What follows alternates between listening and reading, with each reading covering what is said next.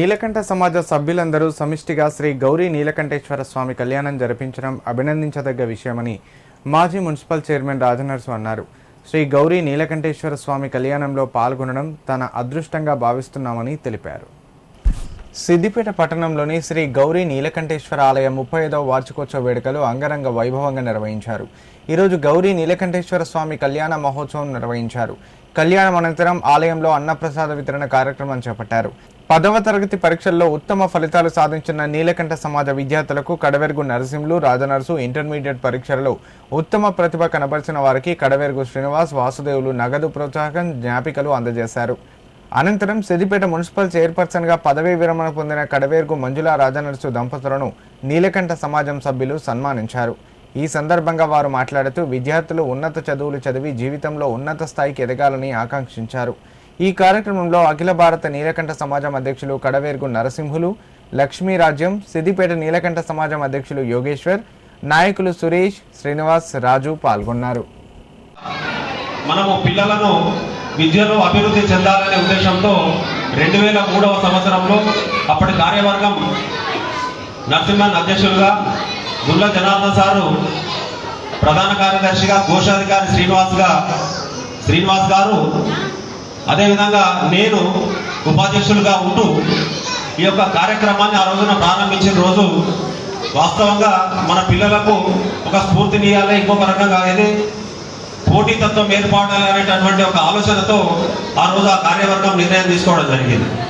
అయితే ఆ రోజు పిల్లలందరినీ పిలిచి ఫస్ట్ వచ్చిన వాళ్లకు, సెకండ్ వచ్చిన వాళ్లకు, ఇంటర్మీడియట్ మరియు 10వ తరగతి వాళ్లకు మనం మొమెంటోలు, వెండి పథకము, నగదు బహుమతులు ప్రోత్సహించే సందర్భంలో అక్కడ వచ్చినటువంటి పిల్లలు వచ్చే సంవత్సరం మేము కూడా సాధించాలనేటటువంటి ఒక పట్టుదలతోని ఈరోజు ఏం జరుగుతుంది అంటే మన సమాజంలో పోటీ పడడమే కాకుండా రాష్ట్ర స్థాయిలో కూడా నంబర్ 1 స్థానంలో నిలవడం జరుగుతుంది.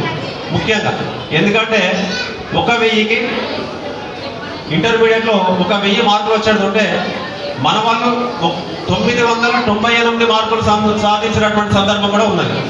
అంటే ఈ లెక్కన అది మన దాంట్లో మనము పోటీ పడ్డట లేదా రాష్ట్ర స్థాయిలో పోటీ పడ్డట అనేది మరి అందరూ ఒకసారి ఆలోచించాలి. ఇట్లా ఈ పోటీతత్వం పెరగడానికి కారణం ఏంటిది అంటే ఆ రోజున మనం ఈ ప్రశంసా పత్రాలు, వెండి పథకము మరియు నగదు బహుమతి ఇవ్వడం ద్వారానే ఈ యొక్క పోటీతత్వం ఏర్పడ్డది అని చెప్పి, ఆ పోటీతత్వంతోనే ఈరోజు ఇంత మంచి ఫలితాలు మన పిల్లలు సాధిస్తున్నారు అని చెప్పి ఈ సందర్భంగా నేను తెలియజేసుకుంటున్నా. శుభాకాంక్షలు. ఏదైతే ఉద్దేశంతో మనం ఈ మెరిట్ అయిన విద్యార్థులకు బహుమతులు ఇవ్వాలని ఆనాడు మా అన్న మా నాన్న పేరు మీద చేయాలనుకున్నాము. దానికి నిజంగా కూడా ఈనాడు చదివే ముఖ్యం కాబట్టి ఆనాడు ఆలోచనతో ఈ కార్యక్రమాన్ని ఏర్పాటు చేయడం జరిగింది. మనమందరం కూడా ఏ స్థాయికి ఎదగాలన్నా చదివే ముఖ్యం కాబట్టి అందుగురించి మనం చదువుకొని మంచి పేరు ప్రఖ్యాతలు తెచ్చుకొని ఈ ప్రాంతానికి కూడా పేరొచ్చే విధంగా మనం దోహదపడాలి. చదువుతో పాటు అన్ని రంగాల్లో కూడా రాణించాలి. మనం అప్పుడే మనకు పేరు ప్రఖ్యాతలు ఉంటాయి.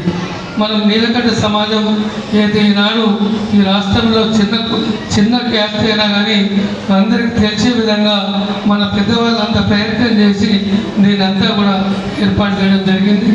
దీని ముందు కూడా మనం అందరం ఐక్యంగా ఉండాలి, ఐక్యంతో అన్ని సాధించుకోవాలి. నేను కూడా చిన్నతనం నుంచి చాలా కష్టపడి ఈ స్థాయికి రావడం జరిగింది. మనమందరం కూడా కష్టపడితే ఫలమస్తదనే విధంగా మనమందరం ప్రయత్నం చేయాలి. ఒకనాడు కష్టపడితే ఆ కష్టానికి ఇప్పుడు సుఖంగా ఉండే విధంగా ప్రయత్నం చేయాలి. మనం చదువుతో పాటు అన్ని రంగాల్లో కూడా ముందడుగు వేయాలని ఆ భగవంతుని కోరుకుంటూ ఈ అవకాశం ఇచ్చిన నీలకంఠ సమాజానికి మీ అందరికి కూడా శిరస్సు వచ్చి పాదాలు